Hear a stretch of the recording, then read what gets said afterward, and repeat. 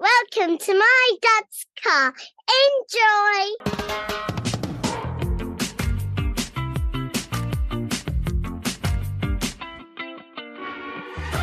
Welcome to My Dad's Car, a podcast discussing our personal relationship with automotive nostalgia.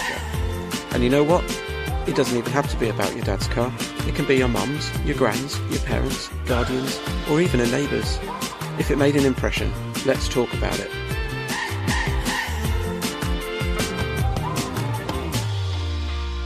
Hello. Hi there. Hello, Stuart. How are you doing? Nice to meet you. Yeah, I'm good, thank you. Nice to meet you, Stuart. So, for the benefit of the tape, we're joined today by Stuart Weaver, who was introduced to us by Jamie Orr's mum. So we had Jamie Orr on a few months ago, and his mum, I think, works with you in some capacity. Maybe you want to pick the story up, Stuart, and kind of explain that relationship and kind of, how you've come to be here. Yeah, basically, I know Sally through what's called Men's VMU, which is an online meeting platform with loads of men that have had breast cancer. Okay. And I, unfortunately, have had breast cancer and got it first in 2005, recurred in 2012, and then again in 2017. Oh, no. So it's been a long journey. I'm still here, which is a good thing. And I met Sally because she was one of the people that set up the Men's VMU. And it's great because men don't have a lot of groups that they can go to talk about breast cancer because it's not a widely talked thing and it's rare in men. You know, only 350 to 400 men a year compared to tens of thousands of women. You know, it's a vast difference. Yeah. So there's not the resources there for the men. So it's good. We go on once a month. We have an online meeting and we have a chat about everything and anything. You know, we have speakers on that are professionals, doctors, surgeons, and people can just discuss general things or their own situation. And then we have a chat for about half an hour towards the end, just the men, talk about football and cars and music and all sorts. So it has definitely been something that's helped me a lot. Yeah. Definitely since the last diagnosis in 2017. It's a great platform and we're trying to sort of get that out there more and spread the word about breast cancer in men. So, you know, the more people you can tell, the better. So without just diving into being a medical podcast, Yeah. for people out there, are there kind of any particular signs they need to be looking out for, or is it more apparent in men of a particular age or anything such as that? Or It can affect any men. I mean, I got it when I was 35. So, you know, it's normally the older men that it sort of occurs in and they don't do anything about it. And that's why a lot of them die. But there are a great spread from sort of early 30s upwards to sort of 80. And it's just a case of checking yourself like a woman would do. We've all got breast tissue. However much, we've still got breast tissue. And it's just checking yourself, lumps, bumps, inward nipples, you know, discharge, things like that. Anything like that we can then go to the doctor and tell them about. And then if it's nothing, great. Yeah. If it's something else, you get referred straight away. Okay. Yeah. Sounds a sensible thing for people to be doing. Yeah. Much in the kind of the way with, I guess, testicular cancer, etc. Definitely. We get a fair amount of male listeners. So, take a couple of minutes and just check yourself. Yeah, indeed. Thank you. On to business, I suppose. What's your earliest car memory? Well, my earliest sort of memories of cars really were my mum and dad's. My dad's mainly had company cars. Okay. He worked for a company called Ready Mix Concrete, and so he got company cars. So I guess the first ones, we had our photos, my brother and I, taken in front of cars as the years went on. Okay. Like being in front of Ford Escort Mark II, white one that my dad had. And then he had another Ford's Cortina Mark IV. Okay. You know, there'd always be us standing outside next to these cars. Yeah. Mainly they were Fords that my dad had. And after that, it was getting into like the Ford Sierras that he had with his company. But my mum, it was probably my earliest memory. She had you remember the old Fiat 500s? Oh, yeah. Before this new wave of modern ones, she had a little purple Fiat 500 that she used to drive us around in, myself and my brother. Okay. And I can remember sort of going off down to Maidstone Market in it and shopping in it and things like that. And I used to call it a little bubble car because they were tiny, weren't they? Must have been a small shop, Stuart, with the Fiat 500. Oh, very small, yeah. Wouldn't get much in, would you? Loaf of bread on the parcel shelf. Down to the market for a few things, but not major shopping, no. And then she had things like, the Vauxhall Viva, red Vauxhall Viva. But then we started to get into I didn't, but my mum got an MG BGT. Oh, wow. That must have been early 70s, I would guess. It was a mustardy coloured one. That'd still be on chrome bumpers then, I guess. Chrome bumper, yeah. She used to drive that around. Nice. Beautiful looking cars. And I'll come on to it a bit more on another GT that we've still got. But my brother then got MG Midget as one of his first cars. Is your brother a bit older than you, I guess? He's 2 years older, yeah. Okay. But at the moment, he's got early onset Alzheimer's, believe it or not. And it's another thing we got to take on board as a family. But he had an MG Midget, round wheel arch, chrome bumper, lovely little car. And he only got rid of it probably about 7 or 8 years ago, just because it became a rust bucket. Before we kind of go too far off into not the future, is it? A kind of more recent past.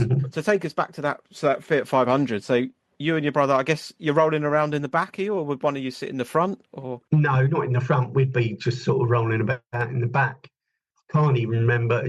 You probably didn't have to wear seatbelts in those days, did you? I doubt it. I don't think they came in till 65, something like that, 66. Yeah, I mean, I was probably 4 or 5 when my mum had that car. My brother sort of 6 or 7. Yeah. Would your mum a smoker or your dad a smoker in the car? Or My dad was a smoker, but he was more of a secret smoker. Crafty fag. Keep his fags under his flat cap and go out in the garden, and he'd be in the shed or the greenhouse smoking. So he did, yeah. He didn't smoke in the cars.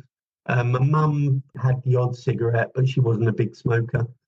The big smoker in my family was my granddad. Yeah. And I used to go around a lot with him in his cars. And, he smoked like a trooper in the cars. Yeah. You often wonder, did I get cancer because of that? But you can't.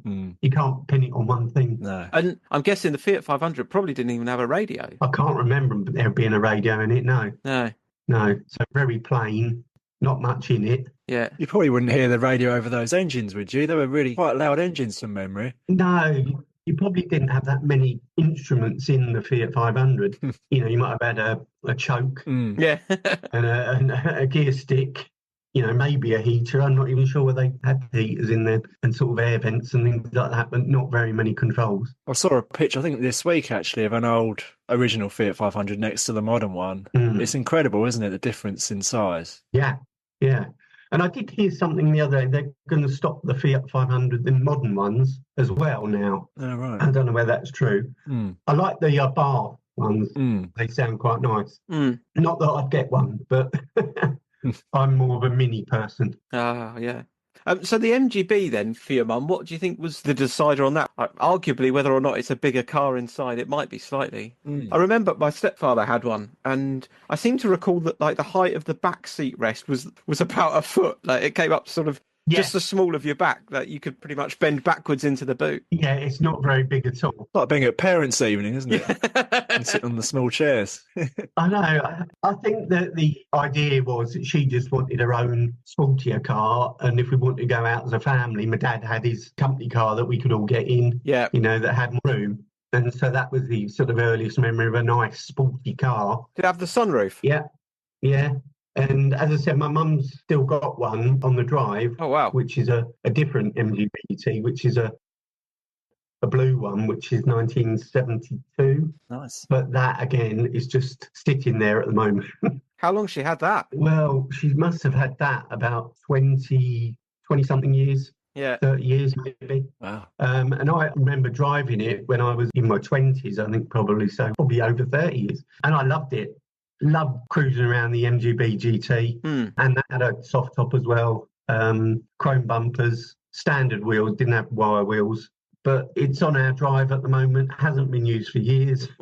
It's been moved about the driveway, but I keep wanting my mum and dad to do something about it, but it's becoming more difficult because my dad's got dementia and doesn't really understand anything like that now. My mum is sort of umming and ahhing. And I said, well, let me go and take it somewhere and see if we can actually get it, redone. Yeah. You're not going to lose money on that sort of thing. It's going to be, you might have to spend 4 or 5 grand on it, I guess, but you'll end up with a car that is in really tip-top condition, about 8.5, 9 grand, I guess.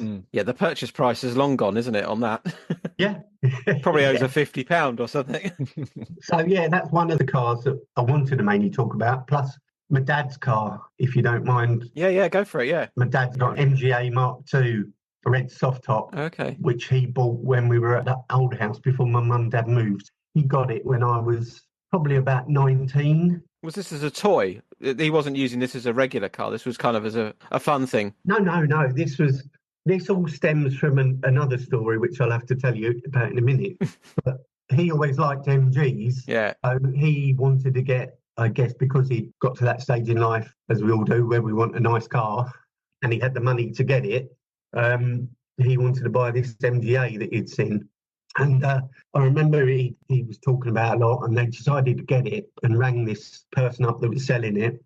I think he paid £20,000 for it at the time. Wow. And there was a story because he was buying it and said, yes, I'll have it. And then got a phone call the next day from the guy that was selling it saying, do you definitely want this? Because I've got another guy interested. He said, yeah, no, I definitely want it, and I'll get up to you to pay for it soon. He said, because this other guy is Adam Faith. Okay. You remember the old singer, actor, Adam Faith? Yeah. He wanted to buy this car. And my dad actually spoke to him on another phone call and said, I'm really sorry, but, I do like it and I am going to buy it and I don't really want to lose this one. Yeah. So that was quite a good story in that he beat Adam Faith to this MGA. And he's still got that MGA in the garage. Oh, wow. I was supposed to use it for my wedding, and that was 31 years ago. He dropped a ladder on it the night before our wedding. Oh, no. So we couldn't use that. We ended up on me going in my brother's MG midget down to the church. But he was absolutely gutted about this. And from that point on, it has never really been used out on the road. So it's still got the dent in it? No, we got that all repaired. Oh, okay. But it's not really been driven as it should have been. Yeah. And it was one of these things that he kept in the garage, and he always said, yeah, I'll get it out. And everybody was going, you've got to get this out and, drive it around. And it was always one of these things that he puts on the back burner and puts off and puts off. Yeah. So we have had it out a few times, and I haven't driven it, but we've got my mechanic friend.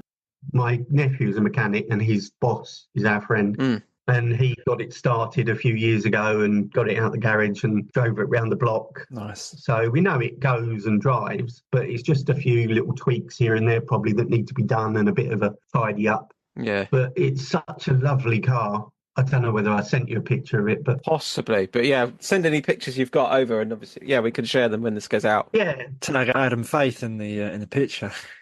Yeah.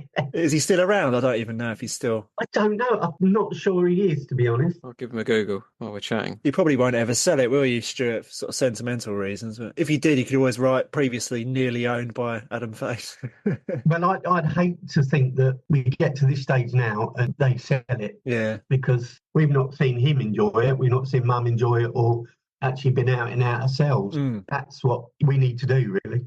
He died in 2003, age 62, apparently. Blimey, okay. Rest in peace. Quite young. Yeah. Had a heart attack, apparently. Oh. We'll move on to lighter notes. Yeah. What did your father do? He was a concrete technician. Okay. Oh, you said, ready mix. Yeah. Yeah, ready-mix concrete, and he worked for them for most of his life, basically. Good, solid job. Good, solid job, good income, good pension. Yeah. But yeah, he was very technical minded, so it wasn't just the making of the concrete and all that sort of thing, but he did all the calculations, did all the testing of the concrete blocks and what went into the concretes and things like that. Was he hands-on with the cars? He wasn't really, no. He dabbled a little bit with my brother, and if something went wrong that was easy to fix, but he wasn't one that would go out and take things apart and put it back together again. He wasn't that sort of person. No. He was more just to enjoy the cars and drive them about if you can. Yeah. Did your mum work? Yeah, my mum worked. Well, when I was growing up, she used to do party plan things, like Tupperware type stuff? Well, it was called Pippa D, the company she worked for. Okay. and they did similar thing, going around to people's houses selling clothes. Okay. It was all sort of brand new clothes and stuff like that. Mainly women's clothes, but a few children's clothes and things like that. Yeah, yeah. And I remember going around with her on once people had ordered things, dropping off clothes and things, and she actually roped me into doing fashion shows for her when I was a child, wearing nylon pajamas and things like that. Yeah. But it was always fond memories. It was nothing that she forced me to do. Yeah, yeah. She also did Rent-A-Flora, which was working for a flower rental company that did plastic displays. Okay. And I used to go around deliver them with her in a Ford Transit van that a company had, delivering to hotels and churches and things like that. I've never heard of that, renting flowers. But No, it used to be a thing. yeah. Growth industry. Yeah, well, the flowers don't die, do they? So you can keep them in a church for a couple of weeks and they still look nice. Florists have shot themselves in the foot there, haven't they? Yeah. So I guess kind of in your father's cars, that would have been sort of the holiday car or something, would it, if you were going away? What, the MGA? I'm thinking back to sort of his company cars. Were you doing road trips to? Oh, the company cars. Yeah. I mean, we used to go off on holidays with mainly family to south of France. Nice. My granddad had one of these mobile homes in the south of France, so we'd all get in the car and drive down to the south of France, which wasn't enjoyable. That's a long trek, Yeah, especially in an old car. And we used to meet up with my uncle and my cousins, and I always remember he had better cars than my dad. Okay. Because he was a drugs salesman, I wonder where that was going. Drug dealer, almost. Yeah, not a druggie. He worked for a biotech company and used to go around as a rep. Rep was what I was trying to say. Yeah. But he always used to have really nice Volvos and Saabs and all this sort of thing that we'd go around in. And I always remember we went to Torquay once as a family. Okay. And I remember driving around Torquay in one of his nice old Volvos. It was one of his company cars with Boney M blaring in the car with the old cassettes. Nice. Yeah, so fond memories of that and his cars that he had as well. And he was one of the first people that I remember getting a mobile phone in a car. Okay. One of the ones that was actually static in the car and you'd pick it up with a big long lead. Yeah, so he always seemed to have the nice cars and the latest developments in technology and things like that. Do you recall any breakdowns in the cars? Kind of stuck at the side of the road, anything? I don't in their cars. I do. I worked for a garage. Larkwood Car Sales was my first job. Okay. Basically, I was the key boy, the washing cars and all this sort of thing. But used to go off to auctions with my boss to get cars. And if he bought something, I'd have to drive it home. Yeah, yeah. And I always remember once we went down to Folkestone, I think it was, to buy a car. And he ended up buying a Fiat X19. And I drove this back down the M20 towards Maidstone. And basically got about halfway and smoke started coming out behind me, out the engine, because they were like the mid-engine. Mid-engine, yeah. Basically pulled over, and then my boss had long gone in his car. And I remember the police pulling up behind me and saying, "Oh, you're right, this is your car." And had to explain where I was going, where it come from and all that sort of thing. Yeah, yeah. Ever since then, I thought, right, steer clear of Fiats. You're lucky it didn't rust away, to be fair, while you were stood there. Yeah. Have a habit of disintegrating, didn't they? It was quite a good job because I got to drive lots of different cars, and take some home and things like that. I remember taking a Lotus Eclat home once that he'd got. Oh, nice. Massive car, really wide-looking car. And I remember getting home and couldn't get it in the parents' garage. So had to be on the driveway with another car behind it so nobody would nick it.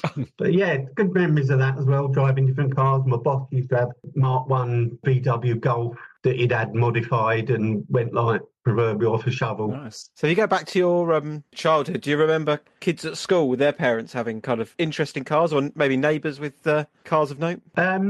Probably one of my best friends and my mum and dad's best friends, he owned a kitchen fitting company. So he always had quite a bit of money. Yeah. And I remember him turning up at our house once in a Rolls Royce. Nice. And just like looking at it in awe, like. Yeah. I didn't actually have a ride in that, but I think mum and dad went out in it. I can't remember what model it was, but it was a beautiful, like blue metallic Rolls Royce. And they always used to have really nice cars, top of the range Range Rovers and things like that. That's always been such a status symbol, isn't it? The Rolls Royce. Yeah. It's just sort of akin to royalty, sort of top level celebrity. Like, no one buys a Rolls Royce as a family car. No. That's not the done thing. So they've really got to be doing well for themselves to be having that. Indeed. I guess like the 70s, 80s cars have taken a bit of a slump, haven't they? With like, you can buy one for not a lot of money, although it's going to cost you twice that to fix it. But and the rest. Yeah. Yeah. But yeah, quite the statement. Before we did forget or lose time or whatever, I wanted to talk about my dad's pre all the other cars and pre me.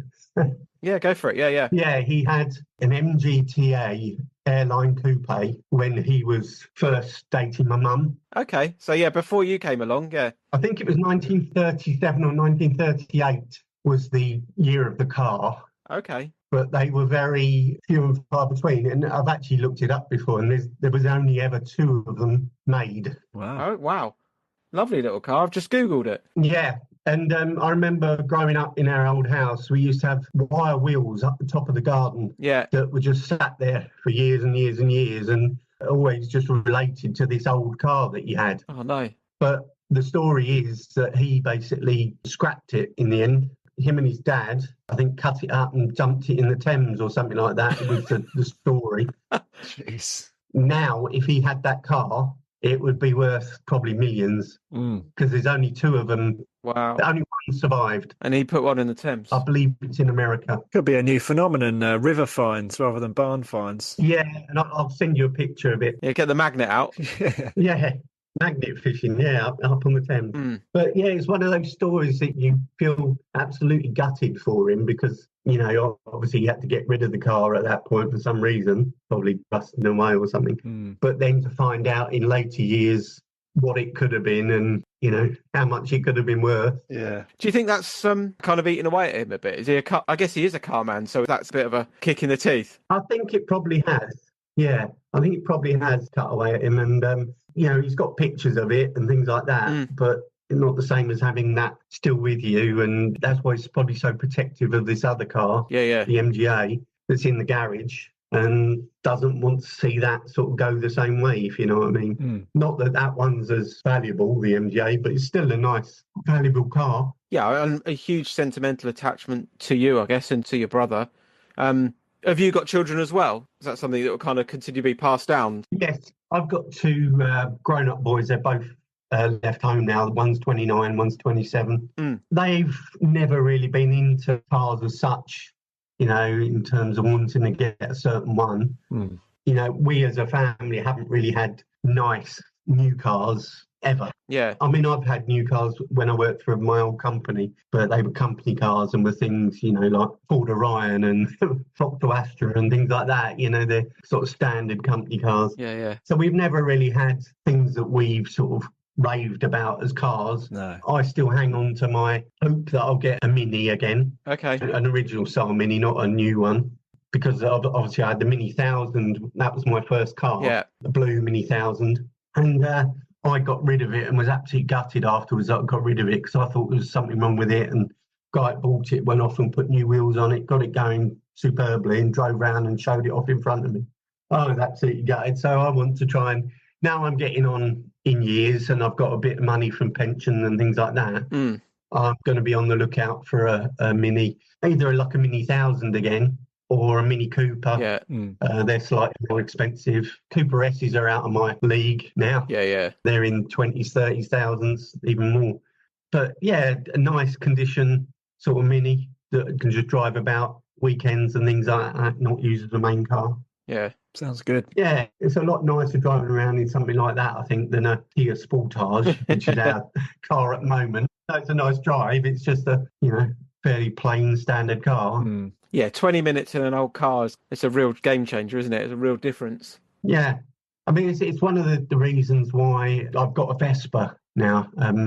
My brother had a Vespa when we were growing up and I was never allowed to get one because I was a bit more of a rebel and, you know, wouldn't trust it and that sort of thing. So when I was last diagnosed, Karen bought me, well, not bought me, but she did a fundraising thing to raise money for me to get a Vespa. Nice. Well, it wasn't a Vespa at the time. She said, get a scooter. And the money went up so that I could actually afford a Vespa rather than a sort of Chinese made scooter or something like that. So I've had that since 2017. Vespa GTS 125.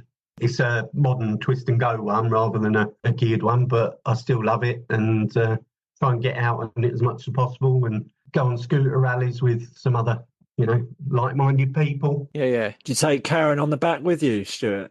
I don't, because I haven't passed my bike test. Oh, is that part of the rules? I didn't know that. Yeah. There's a fella that lives down the end of my road. He's got one. Yeah. And he's probably similar age to you. And I see him take his wife out quite often. Okay. And he's got all the mirrors on it, and he's got like a flagpole on the back. Yeah, I haven't got the mirrors. I've got like the chrome and stuff around it and a few decals and stuff like that. No mirrors like Jimmy out of Quadrophenia. Yeah. I can always tell when he's been down the road because you can smell it. It's a very distinctive smell. Yeah. Stars in their eyes. Yeah. I just got a new exhaust on mine actually the other week, and it sounds a lot more throaty now. Right. I just wanted something that looked a bit nicer and sounded a bit nicer. It's nice just to go off, and my mate's got another scooter as well, so we can go off and ride around for a little while. Yeah. Yeah, good to get out and do that. Yeah, hopefully one day, you will be able to get the MGB done and get the MGA back on the road. I think we will. I mean, I've been eating away at my mum and dad, and I keep saying to them, if you don't want to organise things yourself, let me organise them, and I'll even go halves with you on getting the work done on, so that we can keep them in the family. Yeah. I mean, the sad thing is that my dad can't drive anymore. He's with dementia. My brother can't drive. We've sent his licence back, so my mum's still driving at 82. Yeah. So she's the one that takes them anywhere, as well as me if I take my brother out and things like that. But it'd be nice to get them going again while they're still here. Yeah, let them enjoy it. We can take them out and have a drive through the countryside and that sort of thing. You almost need to do it without telling them, don't you? It's a bit like the old car SOS where they pinch it out the garage and just get it done. Yeah. That's the sort of thing I would think would be good, because if he went and said, Dad, should we get the car out and, send it to a garage? Oh, no, I don't want to do that. Yeah. So it's almost having to do it behind their back. Yeah. Well, not my mum, because she'll say yes. Yeah. Yeah, do it. Make it happen in 2025. Yeah, I think I've got to. We had a guy on called Rob. Must have been, last year sometime. And his dad was in his 90s, wasn't he? He was talking about taking him out to buy a brand new car. And he's like, how he used to enjoy these cars and like going to buy a car. And after the episode, I'm friends with him anyway. And after the episode, I got to meet his dad down at Goodwood, actually. Yeah. But he was so kind of excited. He'd taken his dad down to the Merc dealership, and they'd kind of been out in this car. And his dad's kind of 90 something and bought a 300 horsepower A-Class, I think it is. And he took it out for the test drive. The salesman's gone white because he's kind of nudging 90 miles an hour or whatever on this test drive.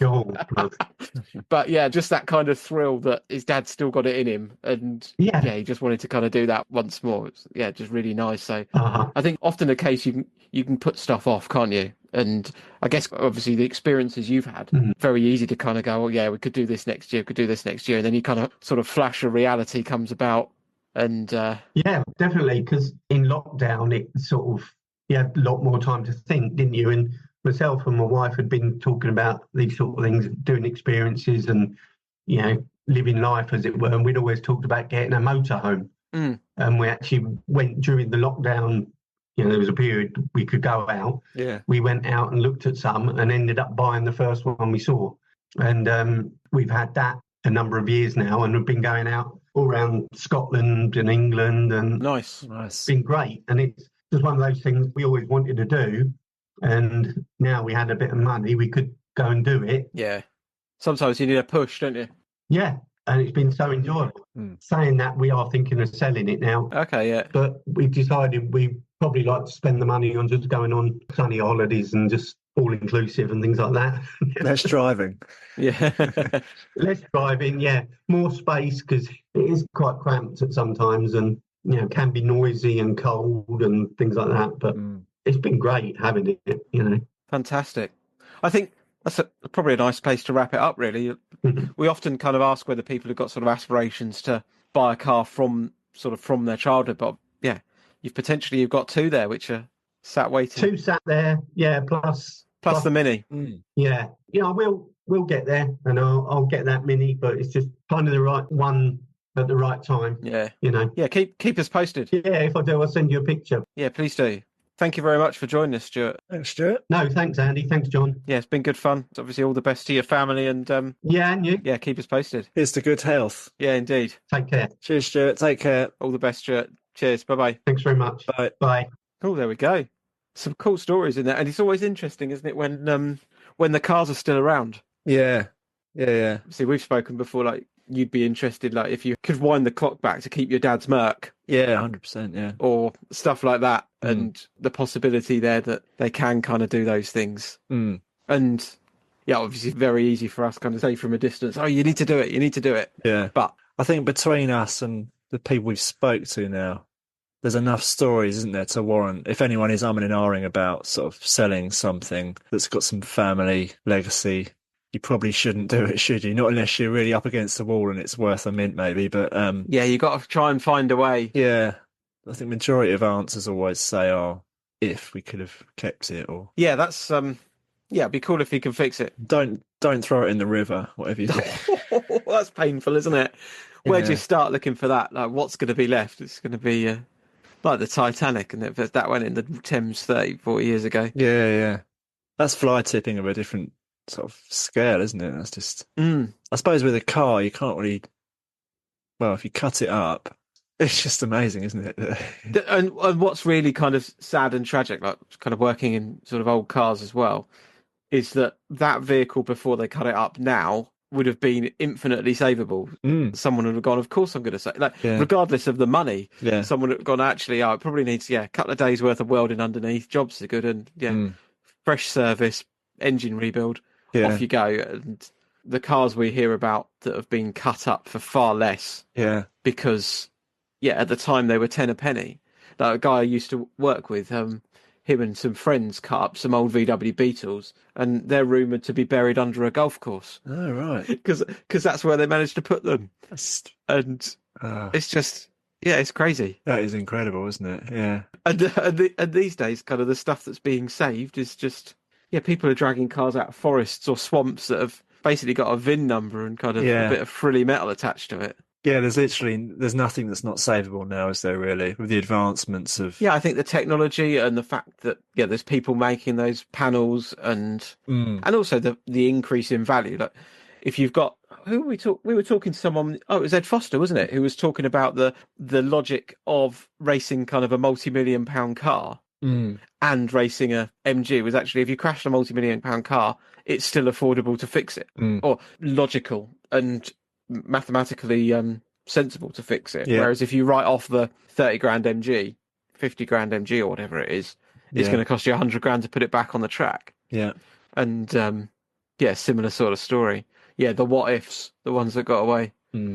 Yeah, I've still got the mini itch, although after we spoke to Martin Hackett, and he obviously scratched that itch with a ridiculous mini, which he said was a complete death trap. Yeah. Probably what I need to do is just go and hire a bunch of cars for a day. Yeah. Maybe I need to investigate that. The kind of the clubs where you can join up and you get kind of X amount of miles for... We should do it with my dad's car, shouldn't we? You could have an Orion for half the day and... Yeah. Or can have a Picasso for the weekend. Have it for free if you clean it for me inside as well. Take a couple of the kids as well if it's yes. So good little good episode, I think. Very nice. Yeah. Nice to chat with him. Nice, obviously, a referral through from Sally, from Jamie's mum. And get him on the show and kind of hear some more stories, and good to see the referral scheme working, isn't it? Indeed. Yeah, it is nice that obviously other people have been listening to the podcast because they know a guest. Obviously Sally listened because of Jamie, but I then enjoyed it to the point that they'd then spoken to other people about it and then put them forward as someone who would be nice to speak to. So yeah, that's really good. Definitely. Cool. Okay. Thank you very much, John. Thank you, sir. Yeah, we'll wrap it up. Roll the credits. Thank you for listening to My Dad's Car. I hope you enjoyed the show. Please support us. Buy us a coffee and subscribe. And tell all your friends.